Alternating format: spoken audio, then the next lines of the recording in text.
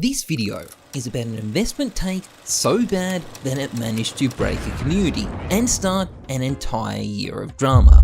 What could someone say about investing in video game skins that would be so bad it is still generating backlash to this very day? Well, okay, so about skin investing. Making content about it has a few issues. Valve only released so much stuff you can actually invest in, and that amount of stuff over the last couple of years has been f*** all. And whether those investments actually do well or not can depend a lot on how well the market is doing in general. You can still do complex analysis using spreadsheets, but Excel isn't normally something that's associated with entertaining YouTube videos. And beyond that, investing in skins is not the deepest shit. There's only so many ways you can say this sticker might do well because it's green, or this case is going to get more expensive because it's discontinued and Counter-Strike players are gambling addicts. And if you're a skin investment YouTuber and your job is to make as many videos as possible investing in skins, that is a problem. You're going to be scraping the bottom of the barrel to make videos, and when content creators scrape the bottom of the barrel to make content,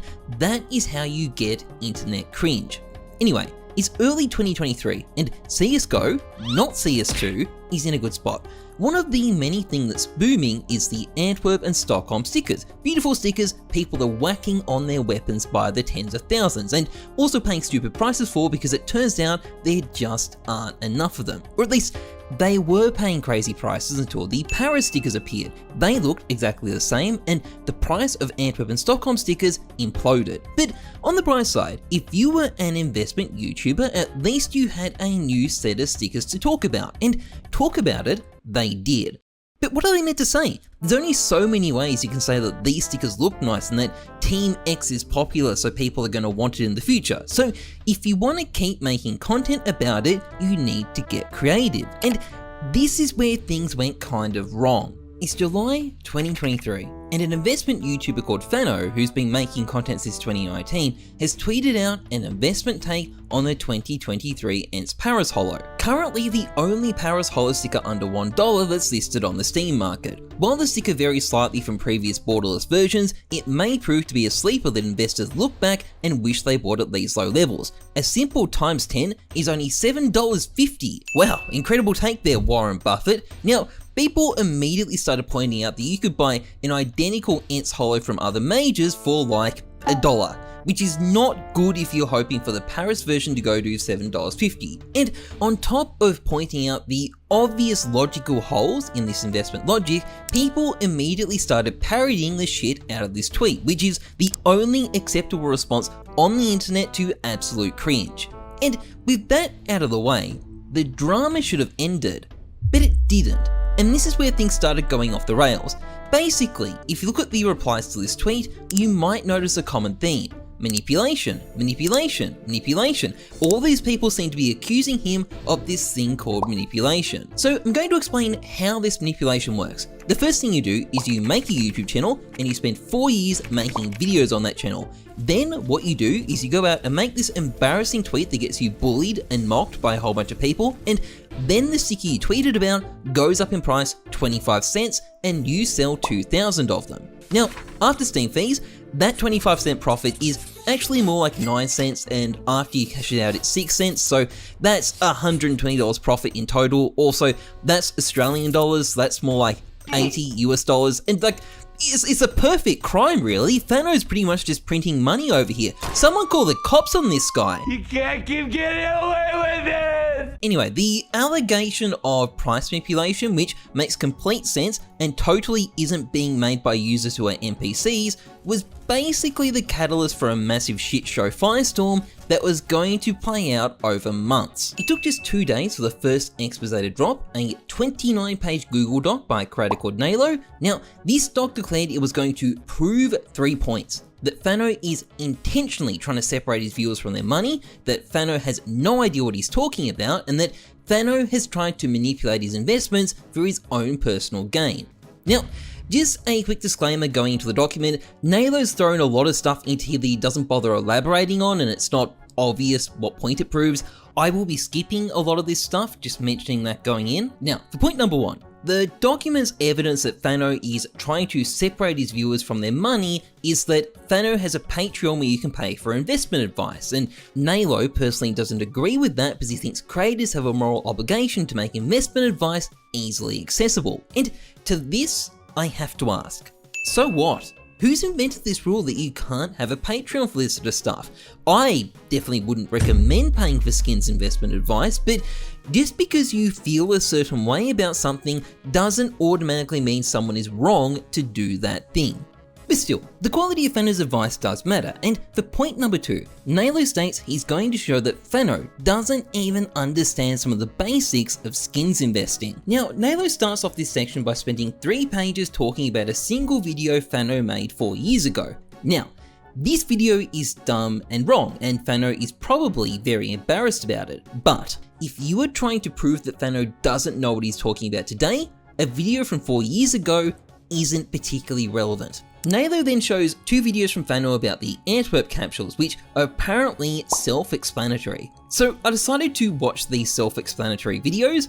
Basically what happened is Fano bought some of these capsules when the price was here, then when the price went up to here, Fano made a video declaring he wasn't going to sell them because he thought the stickers had a lot of potential. Now, these stickers did have a lot of potential, they went up in price a lot, but when the Paris stickers, which looked identical to the Antwerp ones, were released, it caused the Antwerp stickers to crash, so Fano made another video announcing he was cashing out because he thought the Antwerp stickers were too risky to hold anymore.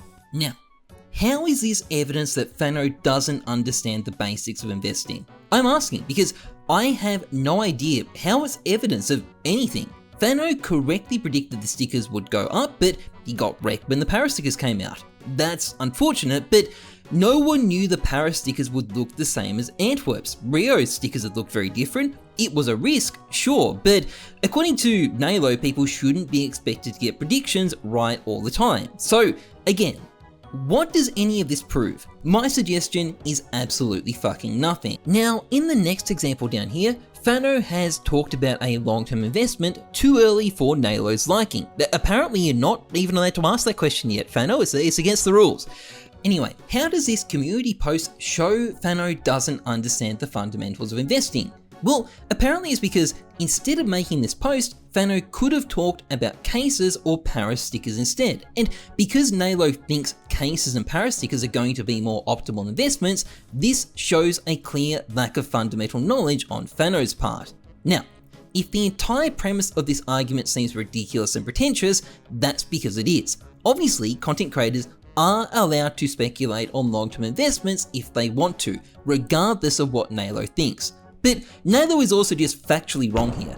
Fano actually wouldn't shut up about the Paris stickers. This whole drama only happened because of something Fano said about them. And Nalo himself is actually going to look at a bunch of Fano's Paris sticker coverage in the next section of this document, although we'll get to that. And Fano literally made a video right before CS2 was announced about investing in cases. He literally called that one, timed it perfectly. So again, I'm not convinced this community post proves anything, but hey, there is a valid point at the end. Nalo points out that Fano refuses to use Buff 163 and only uses Steam Market. This is a very not good thing for an investment content creator to do, and it is fair enough to call him out on it. Yeah, good point. But then we get to the banger stuff, manipulation. Nalo is very clear he's going to prove Fano is manipulating stuff for his own gain. So what evidence does he have? Well, his first point is that Fano owns a bunch of Apex holos and has made some content on them. But on closer inspection, really close inspection by the way, because Nalo hasn't clicked these images properly, I am not very convinced. Most of these community posts look irrelevant. We've also got some Patreon posts disclosing that he's buying the sticker, which I would have thought is a good thing. And we've got a video about Paris stickers in general, which happens to mention the Apex holo, which makes sense by the way, because the Apex holo is the 3rd most valuable holo at the major. It's completely reasonable to mention it. Also, these stickers fucking died as investments. Wow, what fantastic manipulation there. The only other example shown is the mouse holo, a holo Fano owns and had made a video saying the sticker could explode in price. Now, this would be a fantastic point if the price of the sticker had gone up after the video and Fano had sold his stickers, but instead the price has gone down and Fano is still holding them. And while you are free to call this shit content if you want, market manipulation requires you to prove market manipulation has happened. Nalo has not done that here. Now, the document concludes by stating, "This post is a bit rushed. I wasn't able to include as much as I wanted because this has been going on for years and years." And yeah, no shit, I can tell this document is rushed, but for something that's apparently been going on for years and years and years, this document is incredibly fucking thin. And like a lot of these docs, there's a couple of valid points, there's a bit of embarrassing stuff for Fano, and then there's a whole lot of ridiculous garbage piled on top of it to try and make things look much worse than they actually are. But still, the document was well received, probably mostly by people who didn't actually bother reading it, and it helped to keep the gears grinding against Fano. This was followed up a week later by a video from a creator called Prolostus, and unlike the document, this video was actually pretty good. Most of the video talks about how Fano's refusal to use buff could cause some of his viewers to lose money, as well as providing some much more specific criticism of Fano's investment content that doesn't contain some crazy narrative about price manipulation. And with the pressure generally mounting on Fano, some of it reasonable, some of it definitely not, he decided to make a statement. Unfortunately, that statement appears to have been purpose-made to encourage people to reply with this meme. Now, you might think that following some further memeing, things would finally stop, but they didn't. Instead, the drama spread to the Fano Discord server, and by drama, what I mean is that the entire thing got nuked. The guy responsible for the nuking made a not super specific Twitter thread explaining what had happened. Fano appears to have banned several community members for accusing him of market manipulation before instituting a dictatorship with shitty rules that ruined the fun. This appears to have led to a revolt by the staff, which resulted in a further crackdown by Fano, which resulted in this guy deleting the server. Another former member called Philippe also posted about this situation, dropping the dictatorship word again, and very intelligently asked why Fano would be upset about people accusing him of market manipulation if he wasn't actually doing it, because as we all know, people never get upset when they're falsely accused of something. This, in turn, led to Fano going on a Pixel stream to discuss the situation. Now, I can't seem to find a record of this stream, so I can't really break down what Fano said, but we do have Philippe's response, where he said that Fano's story is bullshit and that he was going to give the true scoop. And it turned out Fano had left out some very incriminating stuff. Did he leave out the part that he brought in some girl named Sophia to boss everybody around just because she was a girl? You wanted a staff team that kissed your fucking ass, that licked your fucking nuts. You know what? We didn't do that. We didn't do that, and you know what you did? You kicked everybody out and kept the people that were licking your nuts all the time. Now, you might think with the Discord drama concluded, things would finally stop, and you'd be wrong. On the 22nd of October 2023, during what was clearly a slow news day, Fano tweeted out about a random graffiti that had randomly gone up in price for some unexplained reason. And to help emphasize just how incredible this was, our local Michael Berry here included 31 head-exploding emotes, so you know it's amazing. Now, this was bad enough to earn him quite a bit of mockery, but it also earned him something much more serious from his #1 fan, Nalo.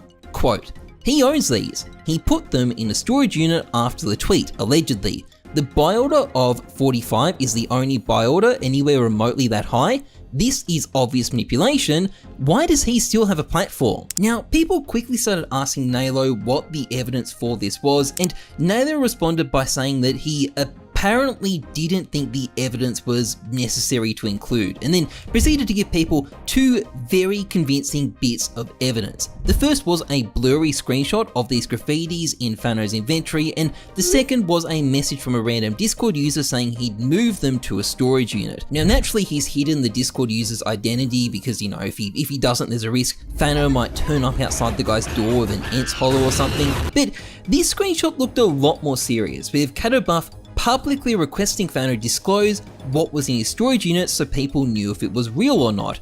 Fano acquiesced, and it turned out the screenshots were completely fake. Not that there was any humility from Nalo about this at all. Instead, he declared that the point of his tweet, where he accused Fano of obvious market manipulation and implied he should lose his platform over it, wasn't about market manipulation at all. It was just a commentary on the ethics of how people should talk about buy orders. The manipulation allegation, just a little side detail. And Fano's ex-boyfriend Philippe wasn't doing much better either. What's up, Sophia? Being the only female Fano who got attention from the internet must be why he turned into a massive simp and turned on his friends who supported his old Come on, Philippe, just admit it, you're in love with him. Unfortunately, the drama didn't stop here either, because after this event, a number of people in the community figured out that if you use Fano as a punching bag, you can get some easy engagement.